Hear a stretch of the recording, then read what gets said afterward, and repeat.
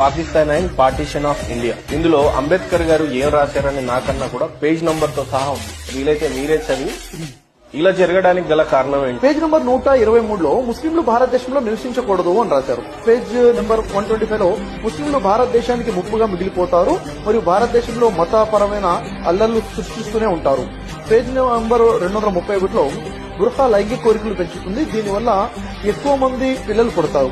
Page number 233, 234లో ముస్లింలు సంఘ సంస్కరణ మరియు విజ్ఞాన శాస్త్రానికి బలమైన వ్యతిరేకులు. పేజ్ నెంబర్ 294లో ముస్లింలు తమ షరియా చట్టాన్ని భారత చట్టం మరియు రాజ్యాంగం కంటే ఎక్కువగా పరిగణిస్తారు. పేజ్ నెంబర్ 297లో అశాంతిని సృష్టించడానికి ముస్లింలు భారతదేశంలో మతపరమైన అల్లర్లను సృష్టిస్తూనే ఉంటారు.